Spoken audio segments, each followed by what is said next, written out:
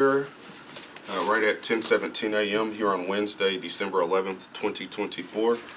I do hereby call this meeting of the Industrial Development Board to order. As it appears, we do have a quorum.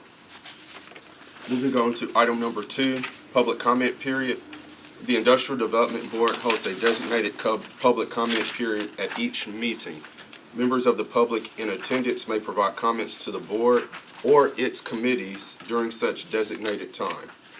Members of the public are allotted 2 minutes for public comment. No advance registration is required. Is there anyone here from the public wishing to speak today? All right, seeing as how there is no one here from the public wishing to speak, we will close the public comment period.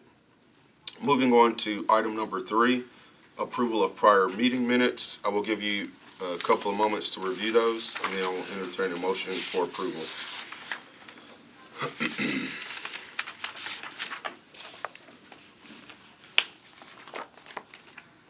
And these were included in the packet that went out last week.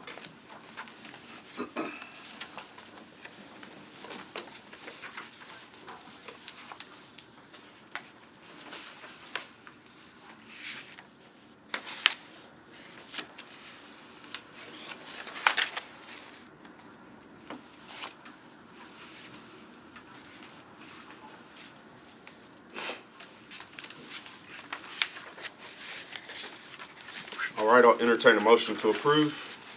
Motion. All right, so we have approval by Board Member Cordova. And the motion to approve October meetings from October 9th, 2024, correct? Correct.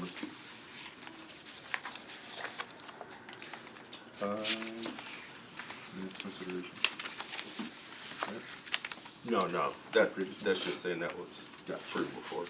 All right, so we have a motion to approve the October 9th, 2024 meeting minutes of the Industrial Development Board. Do we have a second? Second. All right, thank you, Board Member Rodriguez. So properly seconded. Any discussion? I hate to do this, but we just had our prior meeting, the ad hoc About the questions? meeting, and we were talking about the level of detail in our meeting notes, which I also hate to do because, of course, we rely on finance to take these notes for us. We also were alluding to the fact that eventually one day we'll have our own staff, so I hate to do this, but wondering about the level of detail. We have amendment mentioned multiple times. Would it be beneficial to say at least briefly what those amendments were? Where are you on the minutes? The ECD grants, board members made comments and asked questions about the amendments. Jamari gave an overview of the amendments. Haston made a motion. Oh, okay. So this part, We don't have anything reference to what those amendments were. you're talking about line, okay, so this is, by my stance, the overview of the 2 amendments for the Amazon Services Grant, and then next line, and then the next line on the grant amendments. Well, just something that details. references what they were, if we could have that in there. And same thing, same comments from our prior ad hoc committee report. I didn't realize it, and maybe it's my error that there was new legislation, so we deferred those earlier minutes just to make sure we had clarity that our minutes reflected what was actually discussed. But this is more so about the amendment piece. All right, so that's a discussion. So I guess we do have a motion on the table that's been seconded. Understand your comments, Board Member Channel. Thank you for that. Any other question or comments? Is the resolution that we have those revised, I guess, the minutes or whatever, or not? Well, I want to see if there were comments, and Okay. I'm about to ask legal. If I may, so since you do have a motion on the table, That's right. a motion to defer would be a superseding motion. So Okay, she can make the motion to defer. There can be a second for the reasons that she stated. during the discussion. And then if Okay. everyone votes on that, then it would be deferred. Or if the motion fails, then you would go back Back to the, oh, okay, yeah, that's how I was going next. All right, so before we do that, any other questions or comments related to the minutes? Okay, do you want to make a motion, Board Member Channel? I really don't want to make the motion to defer unless other people have the same concerns that I do. Okay, But I well, really let me, I'd just love to hear some comments on it. so Well, I let, mean, what you could do is make the motion to defer. If there's a second, you can have discussion on the motion to defer. And then either you can take the vote or you can withdraw your motion. Okay. So I'll make a motion to defer our minutes so we can add some further clarity on the amendments to the Amazon grant and whatever grants were amended. yep, And then make sure state we grants. properly reflect whether or not there was new legislation that was discussed from the ad hoc committee that's also referenced here. And then you need a second on the Or motion. do we have a second to defer? Second. And then you can discuss. This remind, let me, so we have a motion on the table from Board Member Channel. Yes. Board Member Cordova is now properly seconded the deferral motion. Any discussion on the deferral? And notice I said I hated to do this, but it came up in our prior meeting that, you know, the public is not watching the video, looking at the minutes and looking at the agenda. And so we just have need greater clarity in our minutes. All right, so Well, I'll, go, just a quick, you could can, we- we're in discussion now. Yeah, so my you can thought come in. is, can we, Do better approve next them? time. Yeah, Right, they exactly. say going forward, we're gonna add detail to amendments and then just be okay this time. Well, if that's the, well, so, thank you for your comments. I think now, right, we have to vote on the deferral. We could do that. Or as have we're- we- Discussing. I mean, you're discussing right now. Talking. So, Okay. I mean, gotta make based another on motion to vote.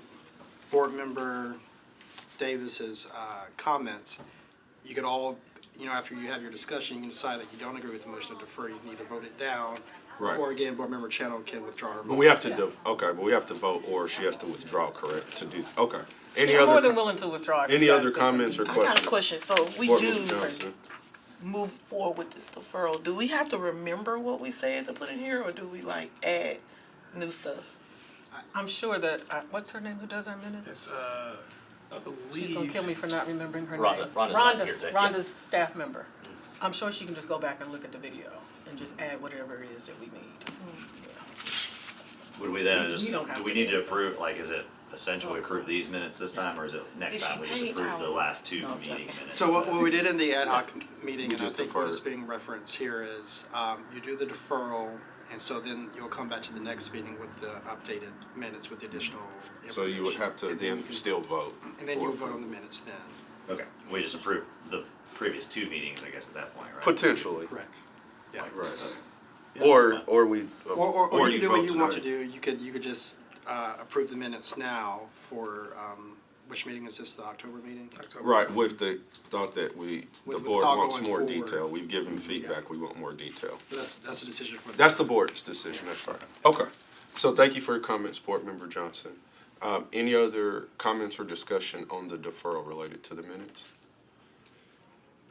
All right, would you like to move forward or withdraw your deferral? We can move forward. Okay, so all those in favor of deferring the meeting minutes from October 9th, 2024 Industrial Development Board meeting, say aye. Aye. All right, so raise your hand for me, please.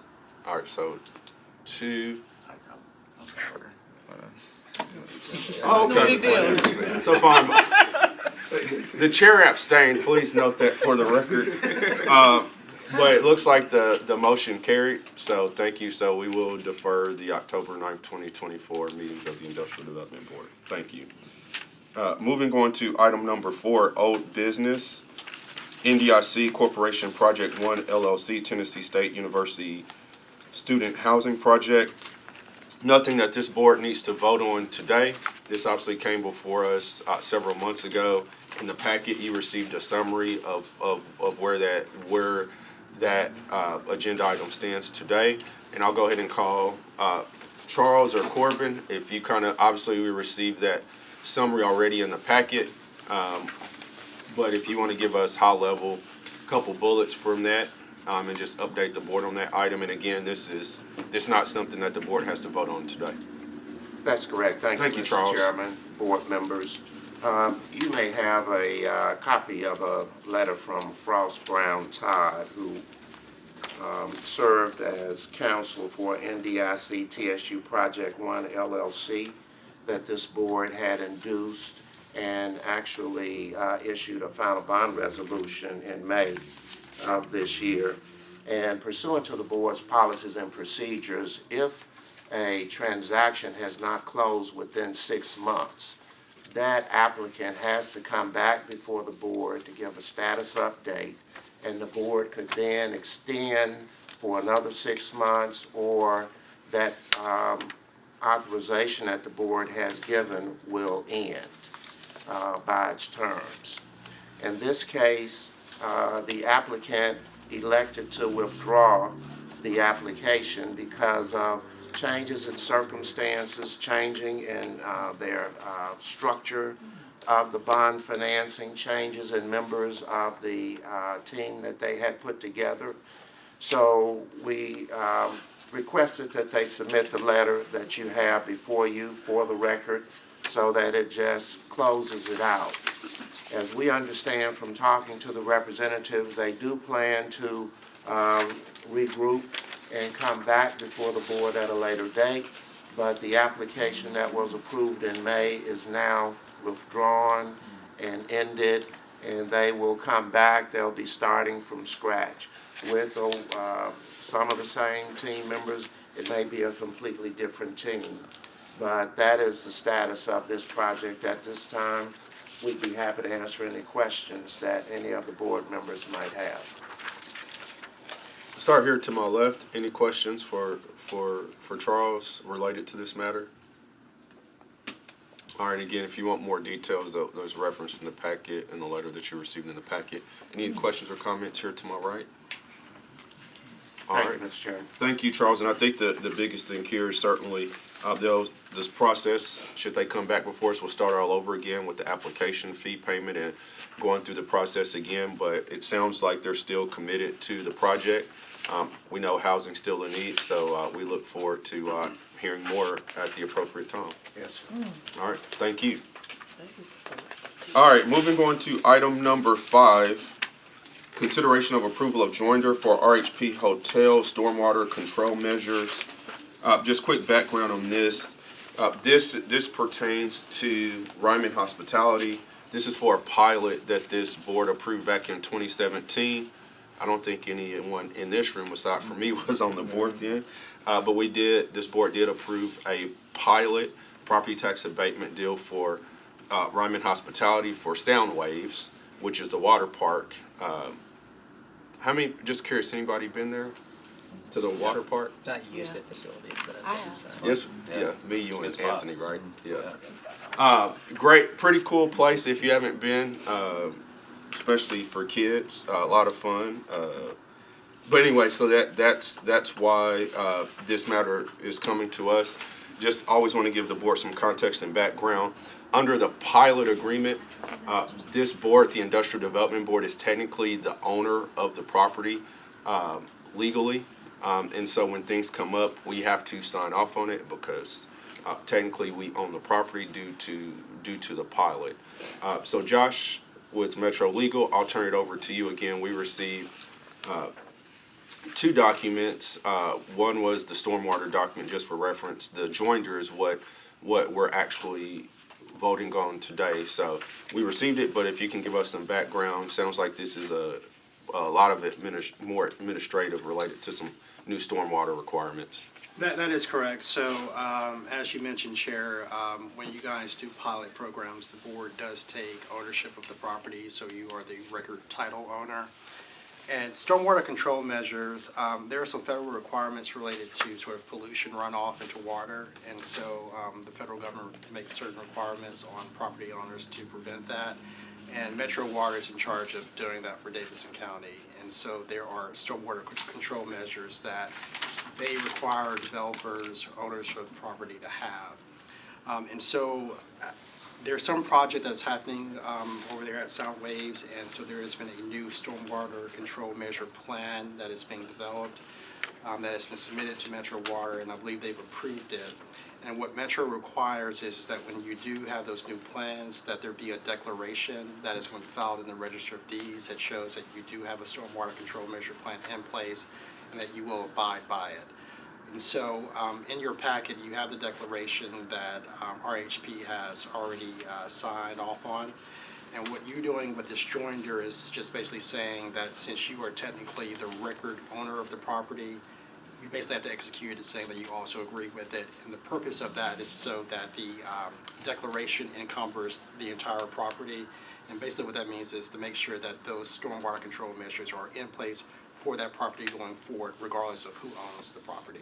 So once this pilot ends, which I think is going to end at the end of next year, the property will revert back to RHP, but this declaration will still be in place, so it would also encumber their interest once they are now back the fee title owner. So I know I use some legal terms there, but hopefully that generally makes sense. And next year, when it comes back, it'll come back to the board to execute the documents? No, so usually with the pilot agreements, when the board approves the pilot agreement and the authorizing resolution, you already contemplate that the property will be Will reverted automatically back. revert back. So the board chair, or whoever's the chair at the time, already has the authority to approve the deed to deed the property back. And typically what we've done in the past with those is, because we've had some that have come up already, once I sign the deed, that doesn't require, or whoever's the chair at that time, but to this point, the ones that I've signed, that does not require a board vote to Josh's point. However, we typically, we have made it a point to update the board that, hey, FY, this pilot has now ended and the property is reverted back to the owner. So thank you for that. And with this, Josh, the Ryman has also already signed this declaration, the declaration. So that, I would think, from a legal should give us some comfort, because they've actually committed to this as well. That's good, and as you see in the joinder language, it makes clear, and this is already the case under state law and the documents that were executed when the pilot was first done. There's no liability or recourse to the board for doing this. So you're just doing this because you are the record title owner of the property. That's the only reason, and it's kind of sort of a checkbox that has to be checked. And in your legal opinion, everything is sound with the document? It is, yes. Okay. All right, with that, I'll start here to my right this time. Any questions or comments regarding this document? None regarding the document. Since you were the only person on the board, do you remember how much we abated by chance? It's okay if you don't, and we can revisit. Yeah, I can't. I'm looking online right now because I looked at it. It says the total estimated value, and again, I don't know if this is what it was at the time, but just on current Metro's website, is almost 15 million. And then it says the total capital investment was $90 million.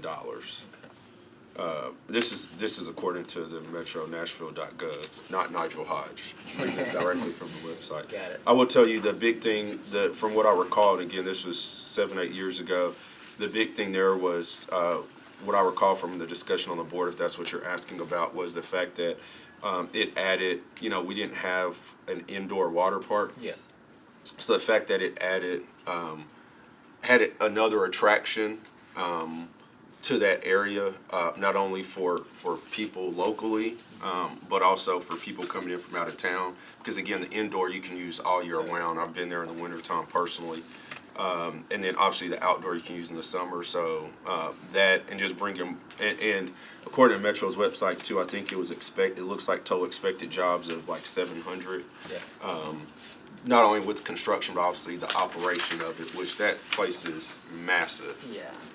No, not questioning the economic benefit that it brings to the community. It was more so just curious. Background, yeah. How much background, but also when that rolls off the pilot, how much more revenue that district is going to have in property taxes that could then be allocated elsewhere. And Chair, if I may, so I actually tried to print off the pilot agreement before the meeting, and this is a long excuse, but I got a new computer and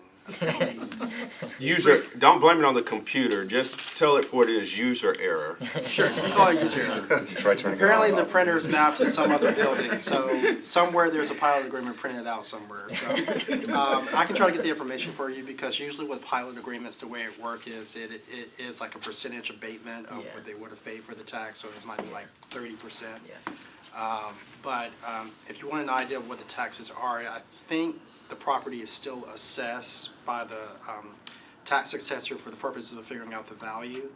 And so I think if you go on the assessor's website or ask the assessor, she can tell you what the value of the property is, and from there you can figure out what the taxes would be.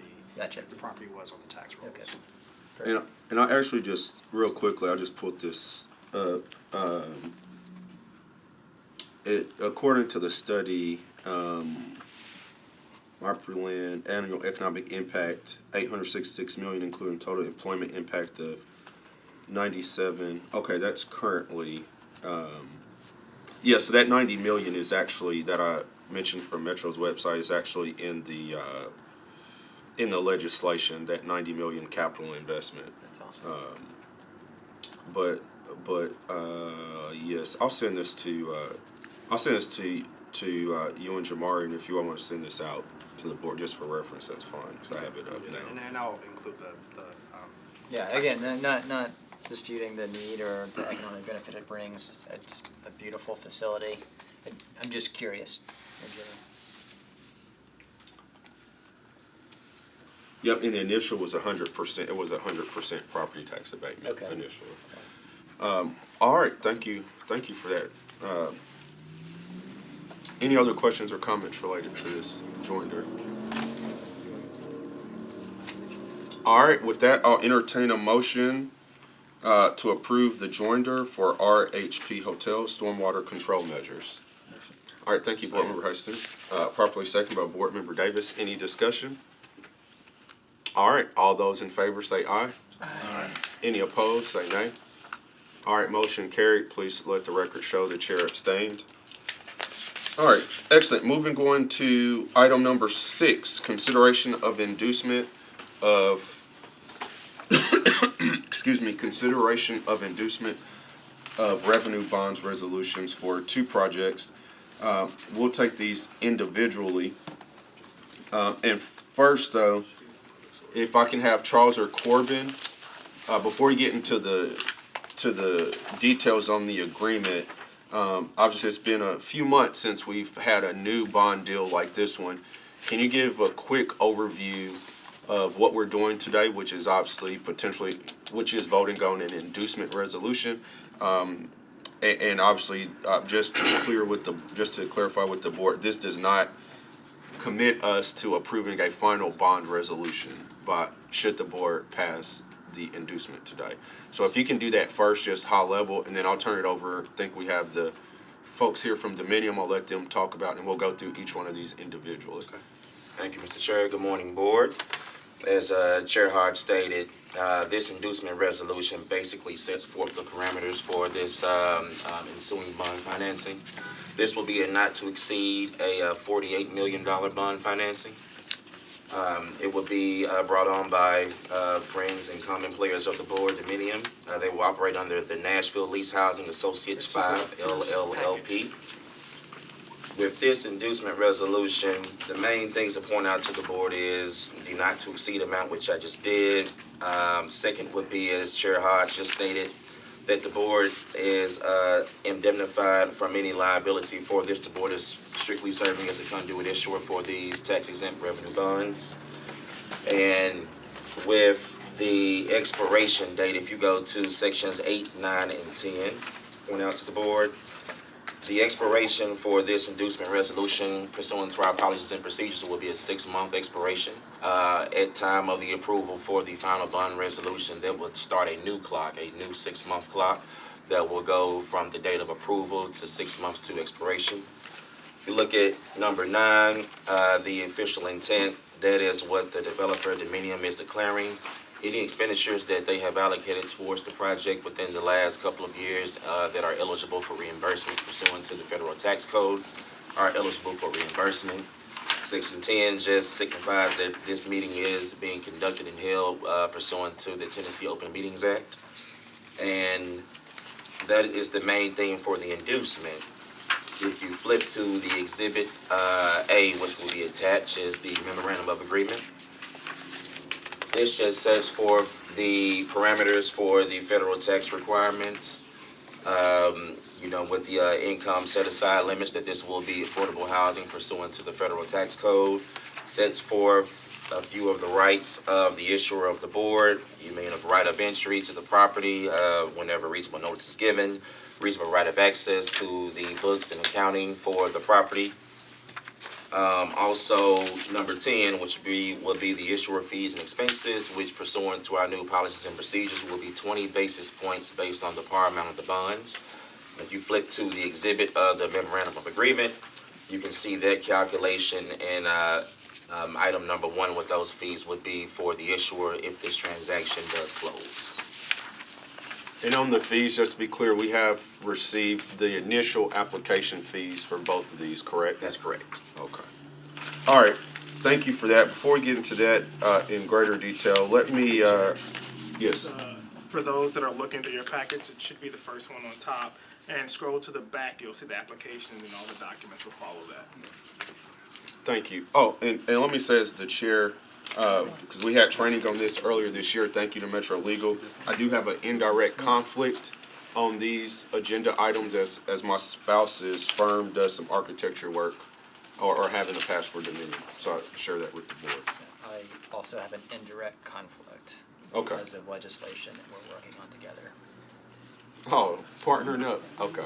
Well, thank you. And just to be clear, based on what Metro Legal has advised us, if you have an indirect conflict, that still allows you to participate and you can still vote should you choose. Correct? That's correct. Okay.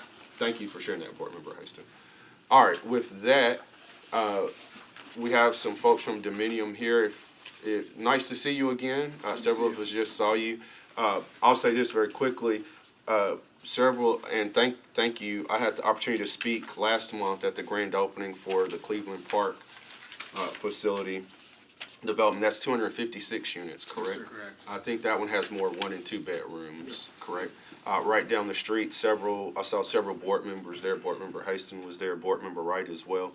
But really phenomenal getting a chance to see the finished project, especially since it had been, I guess, 2.5 years since you initially came before our board. So anyway, really excited to see it. And now you're coming back to us for 2 more projects. So feel free, you don't have to stand up, but please introduce yourselves. And then if you will, let's go through the Trinity Lane project first. Yes, sir. So I'll sit down, but my name's Austin Holmes. I'm with Dominion. Thank y'all for having us here, board members, Chair Hodge. We have some presentations for y'all. We don't have to go into too much depth on pieces that are not of interest to y'all, but happy to answer any questions or go into more detail wherever needed. But in our presentation that I believe has been passed around, and let me know if anyone doesn't. You need one? So in the presentation that's passed around, we just have some preliminary first information about our organization and our company.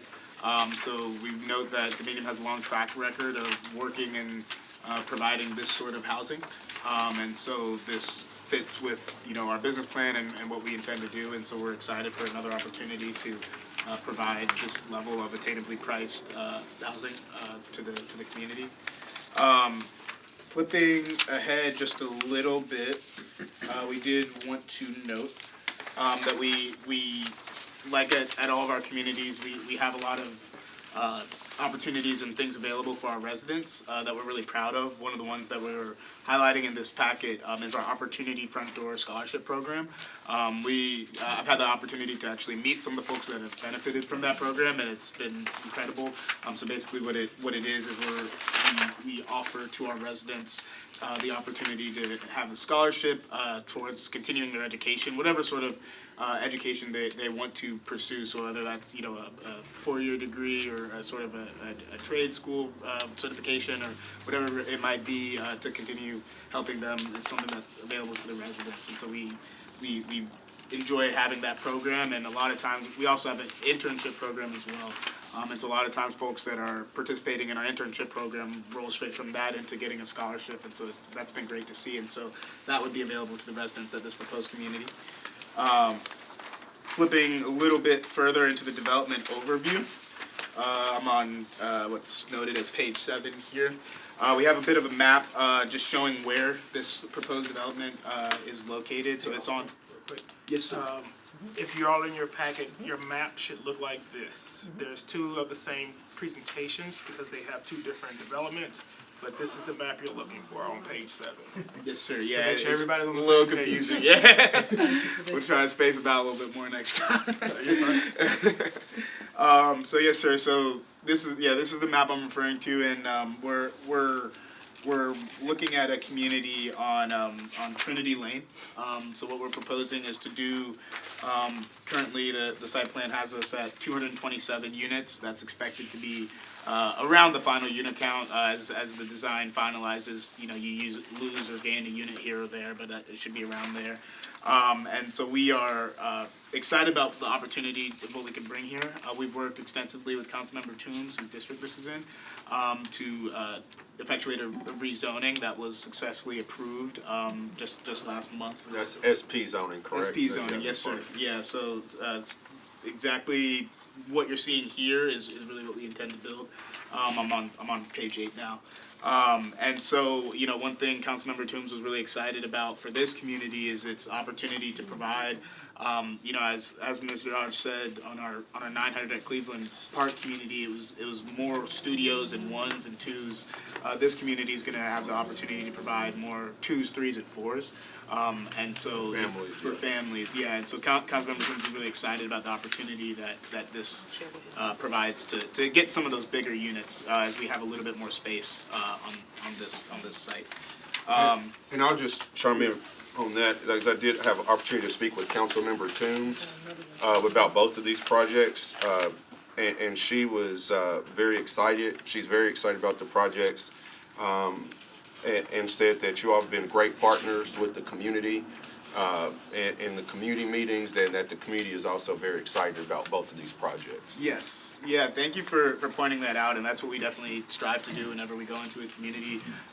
Rory and I this morning actually just came from a meeting with one of the leaders of the community next door to us.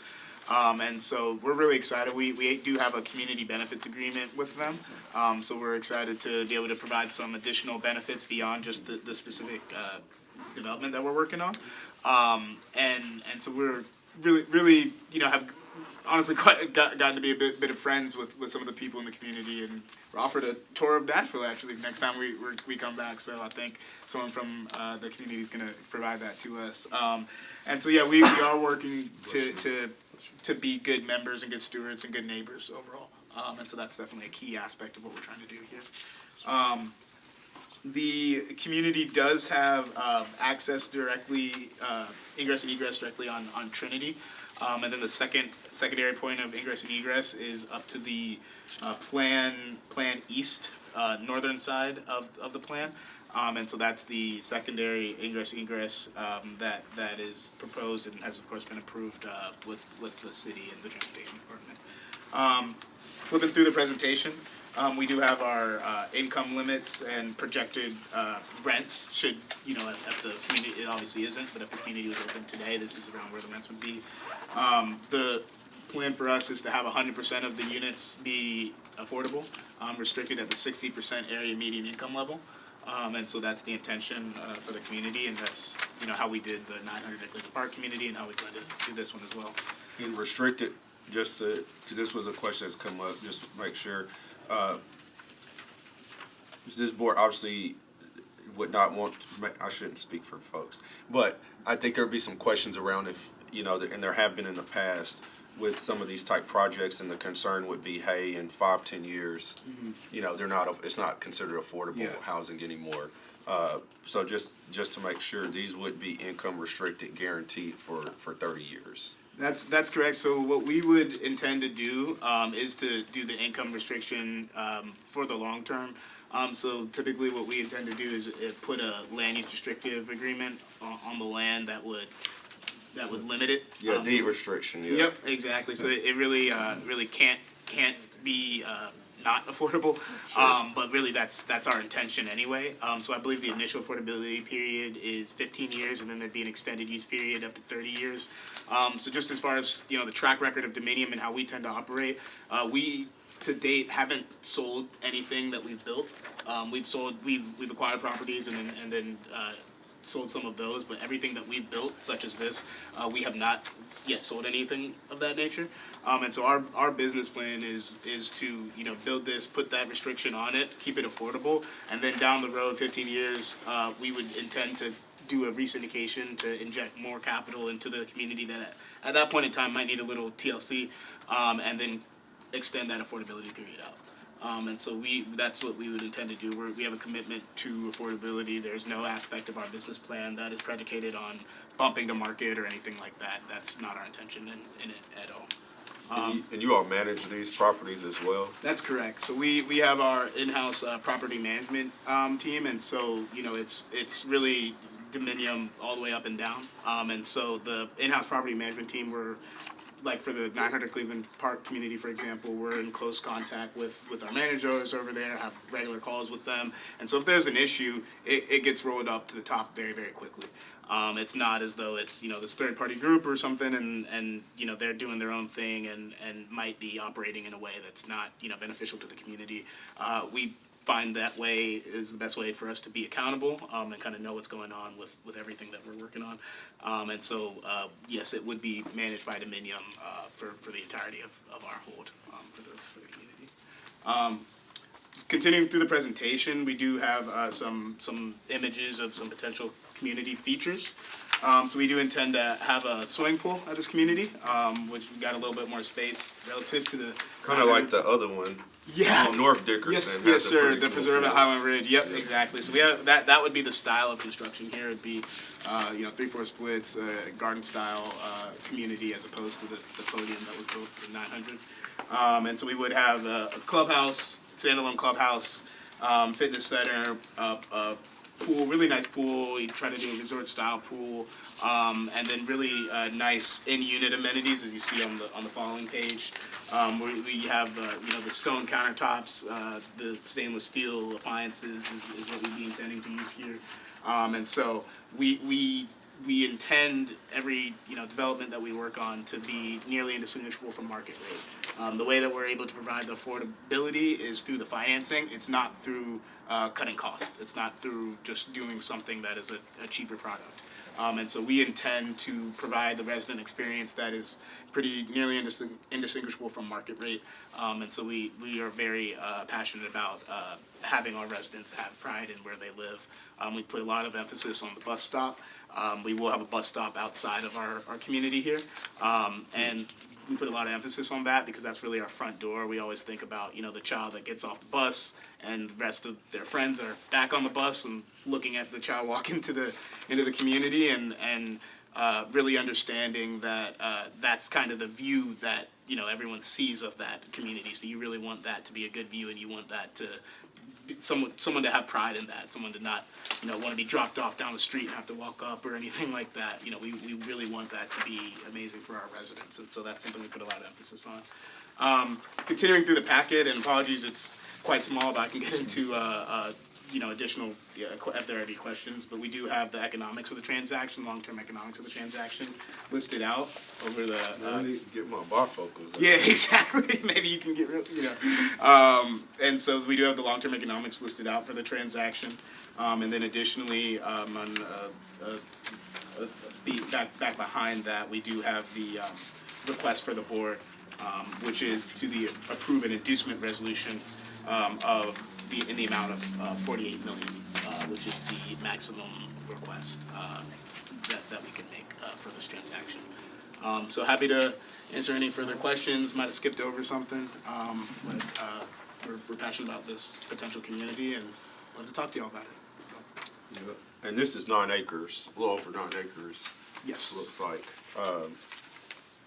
And I'll stop there. I'll turn over to the board for questions about the project. I'm sorry. Let's talk about timing before I turn it over. So should this board pass the inducement, step one, talk to us high level about timing on construction. Yeah. It looks like from what I tried to do some math based on your contract, because you all don't own these parcels. You haven't closed, correct? We have not closed. But you do have them under contract. We do have them under contract, and we do have site control, yes, sir. But talk to us about timing, and obviously things can change, but high level, kind of next steps, and when you would start construction, and then potentially when these would be finished. Yeah, for sure. So, the hope, of course, is to get this preliminary inducement approved here. We would then want to come back and then get the final inducement approved sometime early next year. The official dates, I think, are still being finalized, but we would intend for this potential community to apply in round one of the funding cycle next year. We've been in communication with the state agency and believe that, the way they're prioritizing things, it should fall such that we are able to get bonds. If we're not, we would then, re-up and go around in round two. And so what we are preliminarily projecting as far as the timing would be, things go right, approved here, approved at the beginning of next year, put in our application, and then, ultimately probably get hit for those bonds sometime in the early summer timeframe, and then looking to actually, then we would be working through the closing process, and then looking to close sometime between August and October of next year. So that's whenever we would actually close on the financing of the transaction, and then start to begin construction shortly thereafter. We are in the process, as I noted, we have worked to get this parcel rezoned, and so that's successful. That's a hurdle crossed. Huge step right there. Huge step right there, exactly. And we're now in we're finalizing pieces of our design, working back and forth with the city to get ourselves lined up to be able to get permits along the time frame that I just mentioned. So we have worked with our architect, with our civil, and do believe that, kind of the beginning of Q4-ish time frame that I just outlined to getting the permits that we actually need to move forward on the transaction is realistic. And so there's also some legislation moving around in terms of, prioritizing certain affordable housing projects like this one, so that could help as well. And so we do think that time frame is realistic, so that's when we would be thinking about actually closing the financing of the transaction and then subsequently beginning the construction. So it would be about 2.5 years of construction from there. So we'd be looking at, back end of 2027 for roughly. Being real with construction, probably 2028. Yeah, probably 2028. 28, but we can push. So no, for sure. Yeah, but that's just what we're that's what we're kind of seeing as far as the overall time frame of the community. Well, thank you for sharing that. It just speaks to, again, obviously it's real estate and construction is long lead time, Yep. and we need the units ASAP. So it just kind of speaks to the challenges. But appreciate your efforts on that, what you all are doing. All right, I'll turn it over here to the right. Any questions or comments for Dominium regarding this first project that they went through on Trinity Lane? Regarding the project, any questions or comments? I do. Board Member Haston, go ahead. Yeah, I think I'm gonna have to abstain just because of our relationship, but and I'm gonna tread very carefully here. That this project is absolutely needed. Just we need so many affordable housing units. I'm just curious in general how you were led to find this area. Was it generally because it's located in a qualified census tract, or were there other factors that led you to this location? To this area, yeah, that's a wonderful question.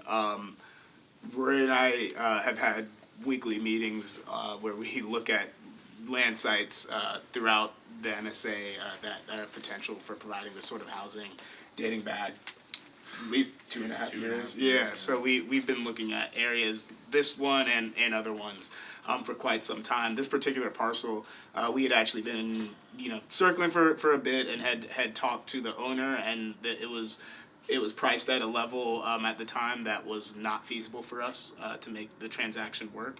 And we had a relationship with the real estate broker who had been also talking to the owner and found out that the price had changed. And so as a result of the change in price a little bit, it became a area that, or a parcel that was feasible for us. As far as your question on just the area, we've had an incredible success with the 900 at Cleveland Park community. That's on an area of area of Dickerson Pike that's obviously going through a lot of development. There's the Oracle project. There's risks of people being displaced with a lot of the new market rate stuff coming in and people's taxes going up, people's rent going up, and the like. And so it's particularly in Nashville, and then we have the other community that's also on Dickerson Pike a little bit up. So particularly in Nashville, we've had success looking at these corridors and seeing where the growth is coming and seeing where there's been for one reason or the other underinvestment for quite a large amount of time, and then it's a lot of influx into the city and things are changing, and then suddenly right next door to us you have a community that's renting for I think it's over like $2,300 for a studio, which is the community directly next to us, the one that I'm talking about. And so very quickly it goes from an area where there hasn't been investment and hasn't been development to an area where the land price, like I mentioned, is so high that we couldn't even make a affordable community pencil, and where rents that are getting for units that are getting built are very out of the reach for a lot of people. So that's kind of why we like that area. We feel as though it's an area that is experiencing that change, and so the opportunity to come in like we did with 900 at Dickerson and like we did at the Preserve at Highland Ridge communities, the opportunity to identify a corridor going through change, get a piece of land under contract for a price that works, and then make a transaction that's financially viable, and then provide and lock in that housing at an attainably priced level for a long time. That's always our goal. And so that's why this corridor in particular we've been, as we'll talk about it in a second, we've been very much keyed in on, because we view it has some of the similar characteristics to the Dickerson Pike corridor. It's also in a qualified census tract, which makes make it financially feasible. And so for that reason, that's really why we were so interested in it and why we liked it. So do you think in this real estate market you could make a deal pencil outside of a qualified census tract? It would be very difficult. I think it's probably it would really depend on the price of the land.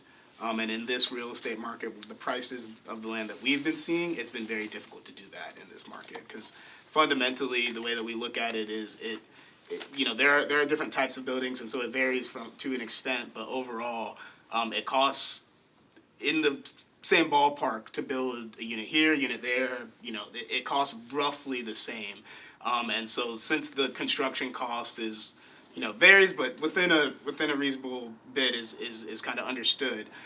Really, the things that are changing are whether or not it's a qualified census tract, where interest rates are at, and then what the price of the land is. And so we think it could be possible to make something work outside of a qualified census tract, depending on what the price of the land is. But at least in the opportunities that we've been presented with and that we've investigated, it's been very hard to make one work outside of one. So that's definitely a key piece of why this particular corridor is attractive. Transparently, LDG has struggled to find land as well outside of a qualified census tract that pencils. Does it concern you not from a financial feasibility perspective, where obviously I know that you guys, for your track record, are going to maintain the property and do a fantastic job managing it. With the other properties that are also ITech along this same corridor, I know last month, immediately next door to this, Elmington closed on financing for similar sized development. Lincoln Avenue, right next door to them, is supposed to close on financing for another similar sized development, and then immediately south of you is another, again, similarly sized development, all using low-income housing tax credits. And you got ours in there too, our other one in there too. Oh yeah, totally. So no, that's a very valid question, but frankly, no. What has been discussed here, the need for the units is immense. The reason why we have that much confidence is because we see the wait list at 900 at Cleveland Park, and we see the wait list at Preserve at Highland Ridge. And so we know literal names that if this thing was open today, we would just get them right over there. We're confident in the product that we build.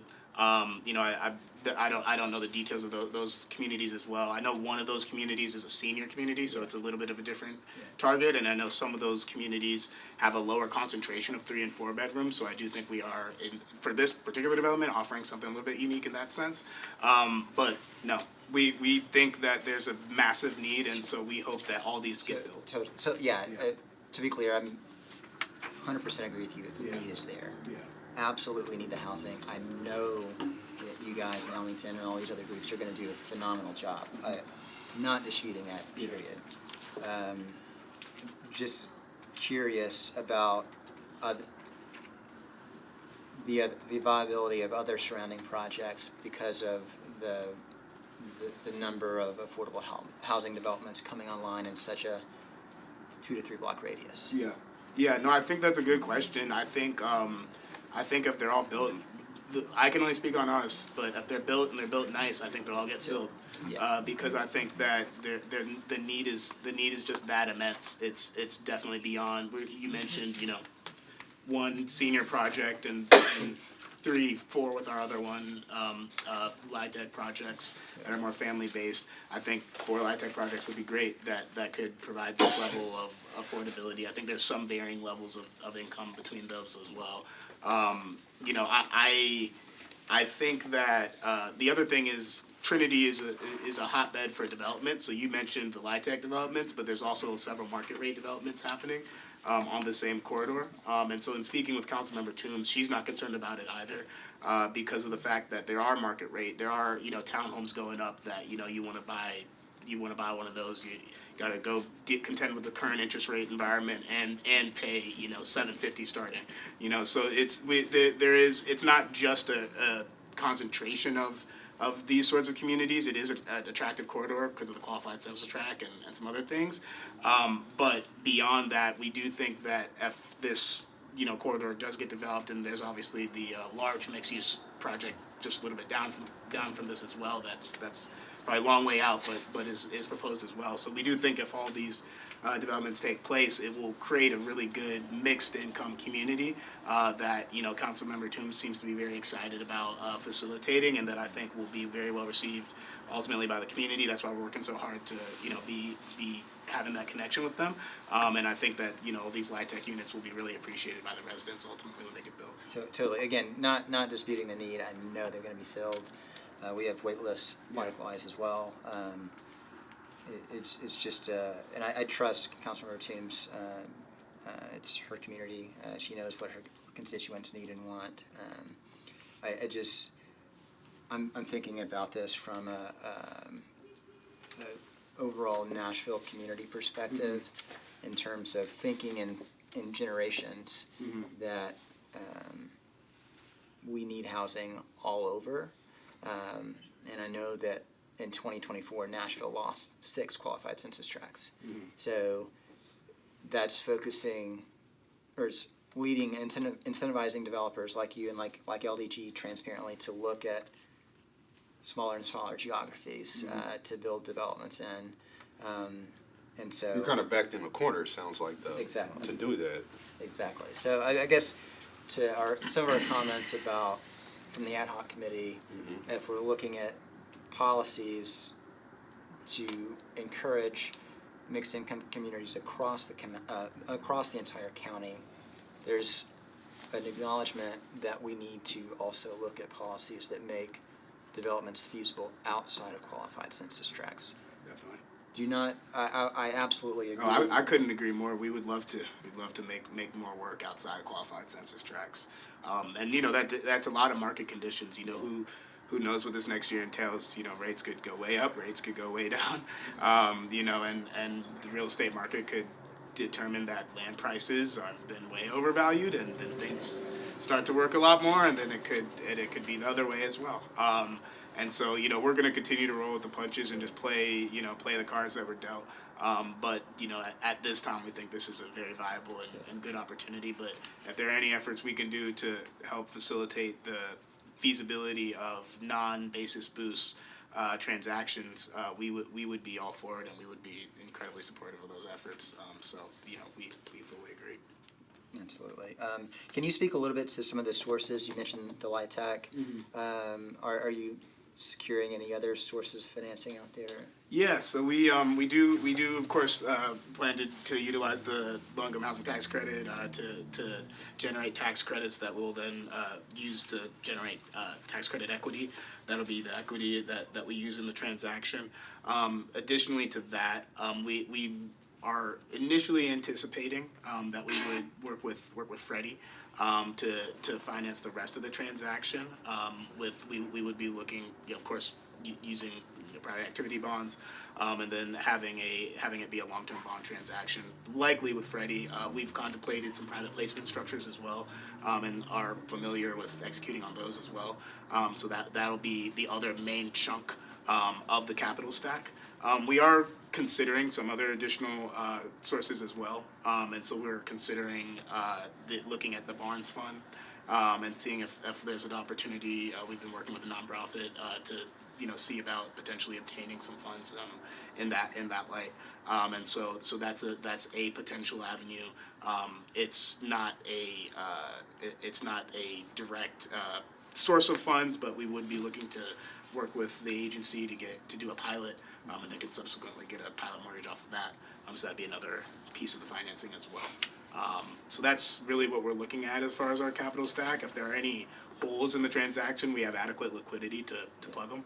And so, we can get the transaction done one way or the other, but we are looking at some opportunities to increase our sources where we can. Thank you. Can you speak a little bit to how your capital stack looks in Nashville compared to other jurisdictions, given that you guys are in 20, 30 states? Yeah, that's a really good question. I think our capital stack looks overall fairly similar. One thing that is maybe a little bit different in Nashville than some of the other areas is that, and it really doesn't change percentages as much in the capital stack, more so the final result, but the bond limit here is a little bit lower than it is in some other places, like we operate in Texas, for example. So the bond limit here is $48 million, and as you all know, there's a need to finance at least 50% of the cost with private activity bonds. So with a $48 million bond cap, you have eligible basis costs that are, a little bit under 100 million is kind of the cap. And so based on, like I said, the construction and stuff pricing is somewhat locked in. So based on that, you can kind of back into the math of how many units you can do. If we, in Texas, on the other hand, for example, the maximum bond amount is just under 65 million. So then, of course, that means your total basis eligible cost can be, around the $130 million range. And so for that reason, we're able to do a little bit larger transactions. So that's something that we thought about. They've actually increased the maximum bond amount, so that we're grateful for that. But any increases in that is great, because we technically probably could put some more units on the site and provide even more level of this housing, but we're kind of restricted in terms of that.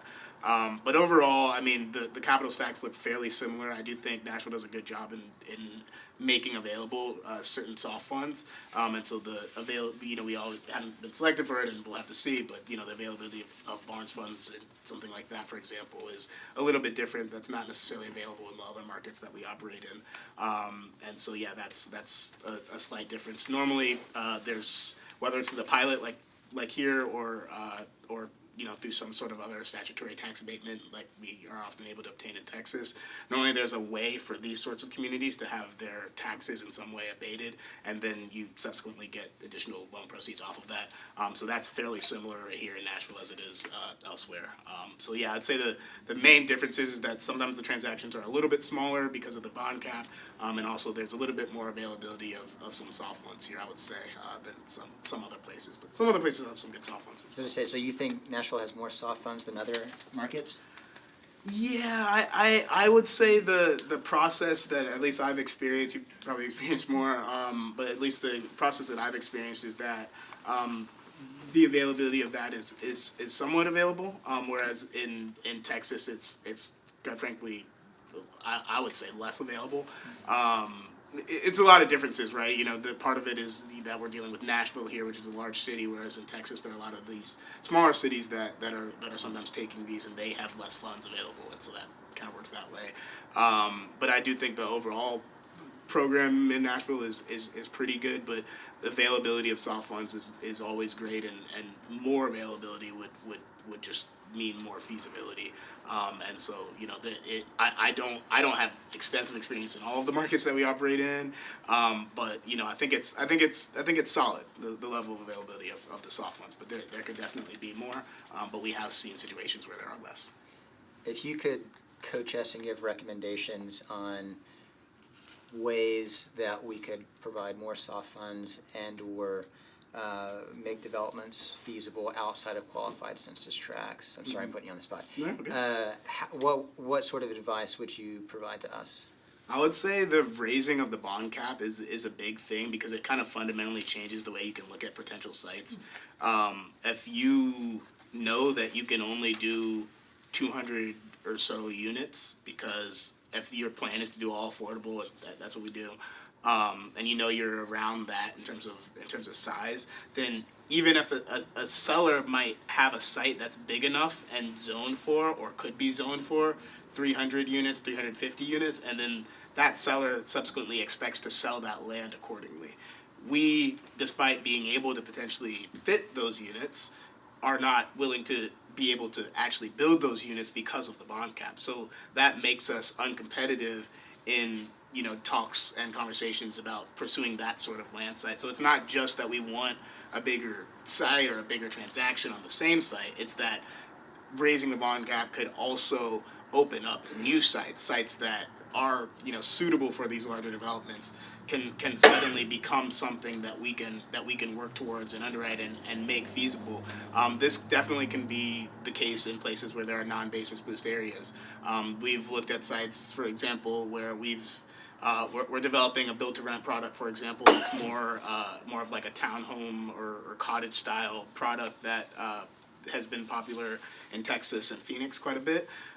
You know, so we're proficient in building that now, and you know, we've looked at sites in you know, further out that are not in basis boosts, where we could do, you know, 300 3 and 4 bedroom cottage style communities, and you know, the numbers would work. We could buy the land, everything would work, but we would be over the bond cap.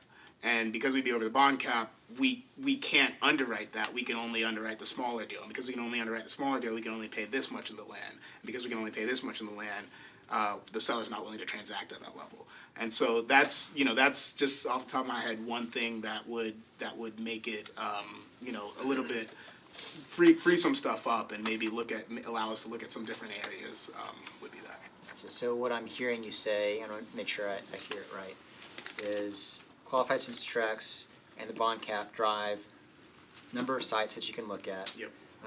But also a big factor that is land price, so that if you're able to look at land outside of qualified census tracts and potentially you had somebody that could subsidize that delta of the land cost, you might be able to do more deals outside of qualified census tracts. Am I saying that right? I think that's correct, and I would add that potentially not even needing someone to subsidize that difference, potentially just allowing ourselves to do that large of a transaction. Yeah. I think the transaction itself, we could buy, you know, a 30-acre site and do 200 units on it and then get a subsidy for that piece, but I think that might not be the most efficient capital use. The most efficient capital use might be just to expand the bond cap so that we actually could go up to 64, 65 million. Now we can do our 300 unit, instead of doing the 200 unit project and then needing someone to subsidize another portion so that we can actually meet with the seller and take that land down. Rather than doing that, it could be that we could actually just build more housing, which is what everyone wants, and not even need a potential subsidy like that. Just build more housing, and then because we're building more housing, because we're now underwriting the revenue of 300 as opposed to 200 units, we are now at a level where we could pay what the seller wanted for that land, which is fair for them because they're saying, look, you can put 300 on this. I'm not going to sell this as though it was smaller and you can only put 200. I'm selling it as though you can put 300. So, you know, there's an opportunity to efficiently use capital and not even need that subsidy just by expanding the bond cap and allowing us to do those larger transactions. But the bond caps, though, are also controlled by THDA, not us. Yeah. So is there something that you would recommend us do as a city or a state or as a board that would potentially encourage THDA to change that bond cap? Yeah, encourage THDA to change that bond cap, I think would be the thing that I would encourage the board to do. And then it's not, it won't be just one thing fixes all, right? The subsidies help as well. So it's not just the situation I described. The subsidies would be very beneficial as well in terms of making more soft funds available, have a pot of money that can essentially go to reduce the land cost, knowing that not to get you could probably nerd out about this for hours, but I'm just sitting here with my popcorn. Yeah, but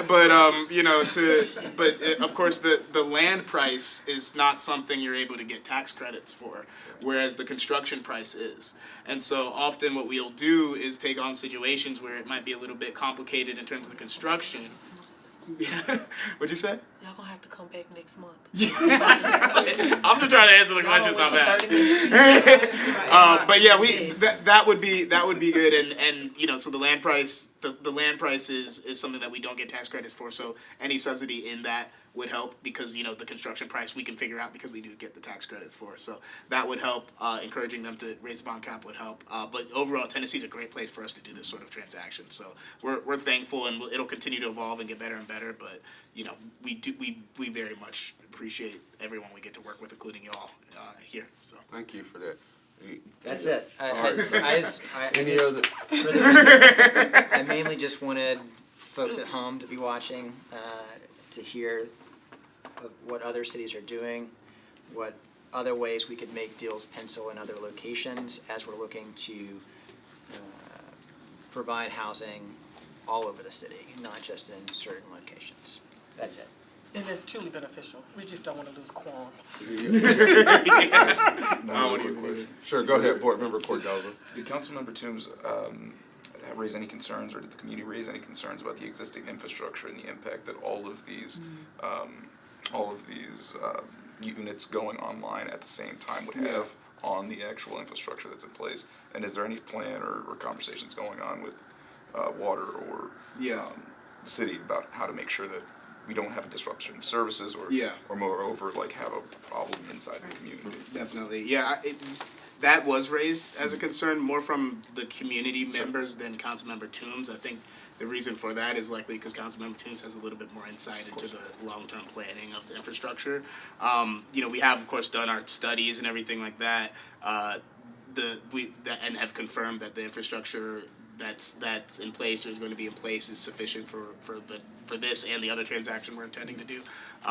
But in conjunction with the other projects. But in conjunction with the other ones, I don't believe they would have approved out, because I think we don't have insight into those other ones, but I think whenever we go to them and ask them, hey, can we do this here, they have the context of knowing that, so-and-so came last month and did this, and so-and-so came 2 months ago and asked about that. So I think whenever they provided us with the approval, they were taking all of that into context, and so we are confident in it. But those concerns were raised by the community for sure, and I think that there are plans in place to address that. One thing I would add to that is, Can you introduce yourself, please? I'm Rory Hogan. I also work for Dominion. Thank you. The one thing I just would add quickly to that, we've had conversations with Metro Water Services, and we will be contributing to upgrading the lift station as a part of this development. So. Oh, cool. Okay. I'll add just one quick note. Through the permitting process, from planning, water, wastewater, everybody, that is all taken into account when issuing permits. I like walking and chewing gum at the same time. That's absolutely. And when you're having a work, who's going to be building this, and what sort of pay rate are they going to be at, and are you going to be using local folks, or are you bringing folks in specifically to build these projects and do that? And would they qualify for the housing as well? Could they potentially in the longer run? Yeah, so a few different questions there. So we have not gone out to bid yet. We anticipate going out to bid, but we typically Say bid for GC. To bid to GC, to get it to select our general contractor in terms of who's going to actually physically build the community. And so we do intend to go out to bid, but we've done several projects and will likely do this project with Weiss Builders. They are a company that we have a connection with and have done a lot of communities with in the past. And so we will likely utilize them. They are a Minnesota-based company. So there will be some project managers and the such that are coming in here to actually build it. But as far as the sub base, that would be very primarily local. And so the intention wouldn't be to bring in a whole bunch of folks. It would be to create some jobs here. As far as would they qualify, I think that kind of depends on what they're doing. I'm sure there are some subs that have their electrician business that are making 200-something K a year that probably wouldn't qualify. And whereas there are other subs that are working in construction and might with their families, depending on their spouse status and everything like that, they might qualify. So I think it would be kind of a mixed bag whether or not the people working on it could qualify. But I think a good bit of them would. I can't speak directly to the wages. I mean, we would intend to do it.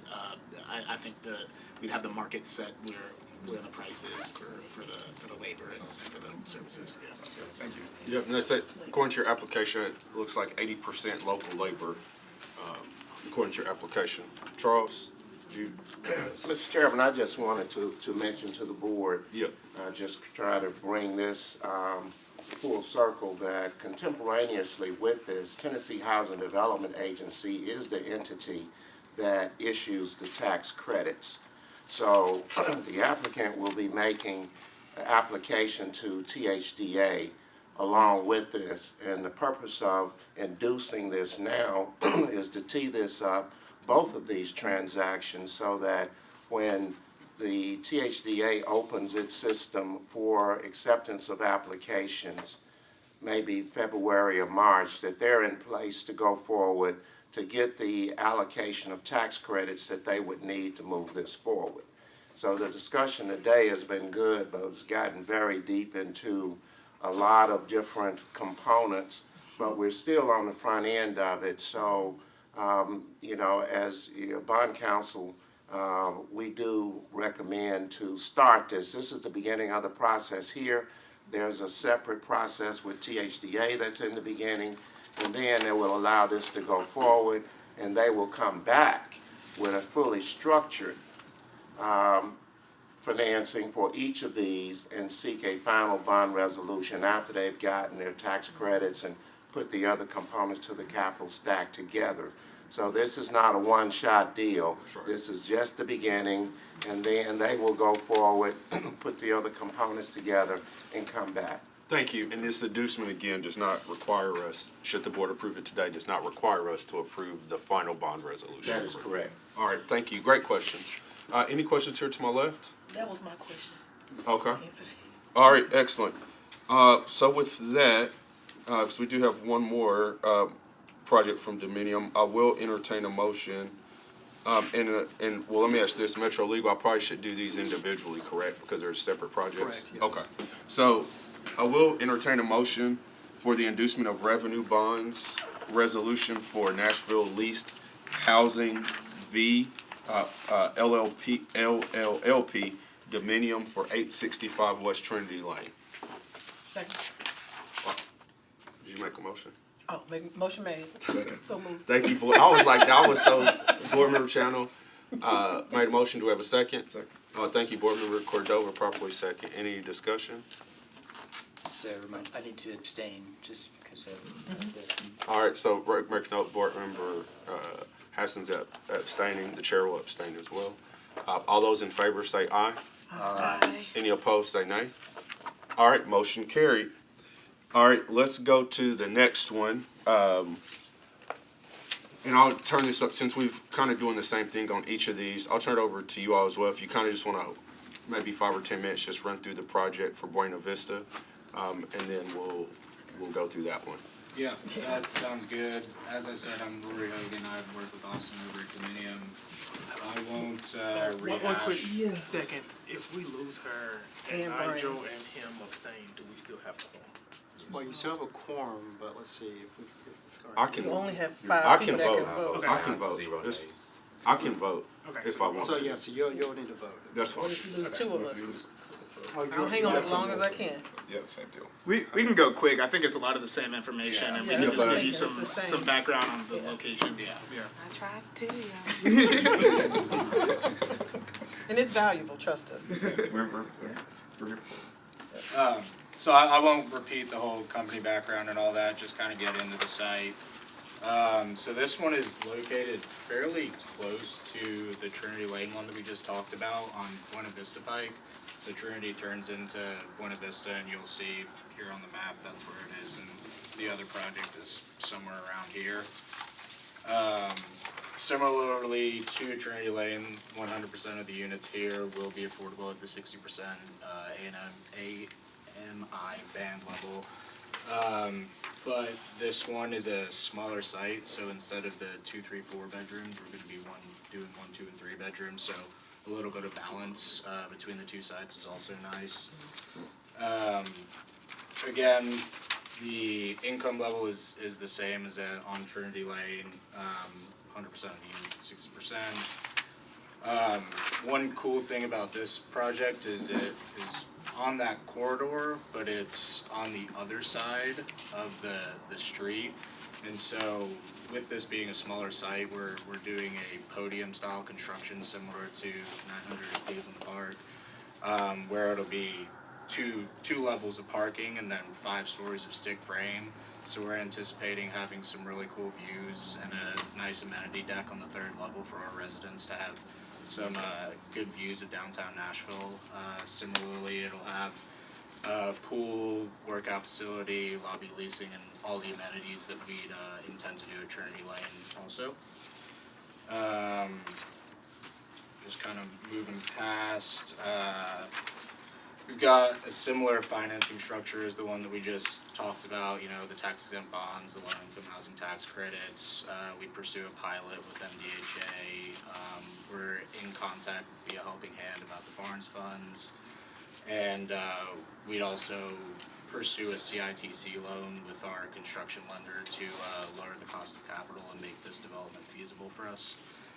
And that brings us to the last slide on the economics. I know I breezed through that quick, but I know we have people that need to get out of here, so if there are any deal-specific questions, I can get into that now. All right, I think we're good. Go ahead, Board Member Davis.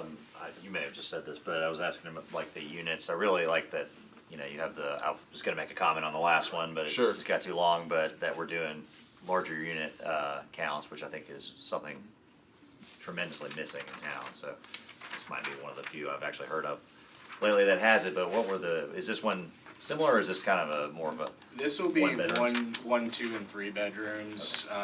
It's a little larger than 900 though, because we don't Yeah. have studios. It's some more threes. Exactly, so it's 20% 1s, 60% 2s, 20% 3s. Okay. Yeah, so a lot of so, twos, yeah. yeah. Nice, cool. Well, I appreciate that you guys are working to get that in, and it's a much needed product, so thank you. And then, any other questions regarding the development specifically? All right. Corbin, I'll reach back to you on this one again. We're doing this board, same thing, it's an inducement.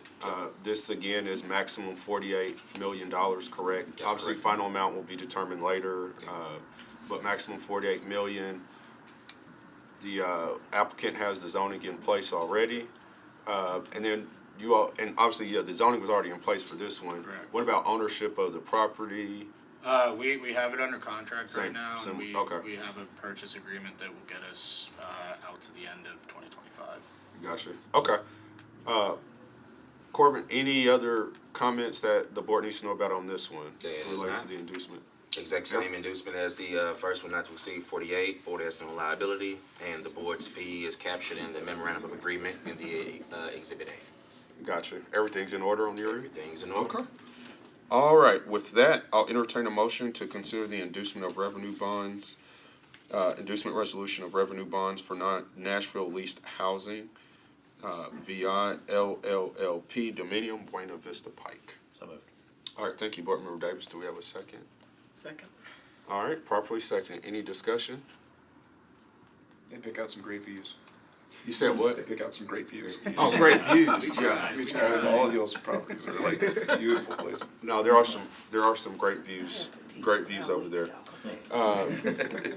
Any other discussion items? Mr. Chair, will you and Director Hastings also abstain from this as well? Okay. Oh, yes. Yeah. I probably will. Okay. All those in favor say aye. Aye. Any opposed say nay. All right, please let the record reflect that the chair abstained. And board member Haslett abstained as well, so thank you. All right, moving on to, thank you. Moving on to item number 7, we'll be brief on this one. Ad hoc committee, 2 things we kind of talked about really briefly today. One was, I talked to this board about a small business grant that would be funded through the Industrial Development Board. So we've had some great discussion. One of the items we're discussing in the committee is whether to do that as a grant or a 0% interest loan, so we would get that funding back. So we've got some work to do on that, but what I would say is it's very exciting that we're in a position this year from revenue that this board has generated through our bond application fees and also closing fees, that we can be in a position, whether it's a 0% loan or a grant, that this board can funnel through revenue that we've self-generated this year, separate from Metro. So I think that's the big piece with that. And we'll continue to have some conversations on that as well. The other item, I talked about this last month as well, is certainly there's been some new legislation passed at the state level related to housing. And although this board is not, we're the Economic Development Board, we know that housing is a huge issue, as you can see this year. This is our 3rd project with Dominion this year, which by my count, we've worked with them on over 700 units this year alone, which is amazing. Which I got some critiques about too. Critiques about Dominion project? Yeah. I got what he was saying, but I will say you were still using a lot of jargon. So if I was sitting at home, I still wouldn't understand what you were saying. Got it. But I agree with you. Well, he's an expert at that stuff. Yeah, so he I deals agree with it all you the time. with the dumping in Certain Davidson, areas. Floyd. Yeah. And that is a concern of residents. Not that I was going there today, but there's been some articles that have come out about that, not specifically that area, but just how in housing, the way to attack that problem is to have increased density In black. in a lot of all over. You can say black and black. Well, all over. This article is saying about the need to have increased density everywhere. Yeah. And that's one of the challenges. But anyway, that's another conversation for another day. But this board has done a lot with housing, so that's great. And again, we're going to continue to work. And these projects are economic development projects as well. When you think about the construction, also the permanent employees that will be managing the site as well. So we're also having some conversations about looking at what other cities our size are doing and what tools they're using related to housing. Board Member Hastings presented today on Atlanta. The other cities that we're looking at that we'll continue to review are Charlotte, Austin, New Orleans, Denver, Nashville. in Asheville as well. So we'll continue to work on that, and one of the things that we're trying to do is look at what are the couple items that these cities are doing that we can do as a board that we already have the power to do. So we'll continue to look at that, and then obviously there's some potential items that could potentially change should legislation, depending on what happens with the legislation. So really excited that we're getting to do that. That's on the video as well, so feel free to take a look at that. As far as the chairman's report today, I'll be very brief. With this being the end of the year, I'll just say thank you to this board and really reflect on this year. It's been a really accomplishing. This board has accomplished a lot this year with new board members coming on board as well, transition administration as well. And again, when you think about this year, the Dominion projects, the student housing project, also the Cumberland Recovery House that we did in West Nashville, that bond deal has really been amazing. And then we got to see, like this year, the We Go North of Nashville, even though that was several years ago, we got to see the opening of the new Ernest Rip Patton Jr. facility in North of Nashville. That's truly making a difference. And as we discussed in our ad hoc, you talk about housing and transit, they're hand in hand, they go together. So really that's just a snippet of some of the accomplishments. But really want to say thank you to you all for volunteering your time and serving on this board and all the fantastic discussions we've had.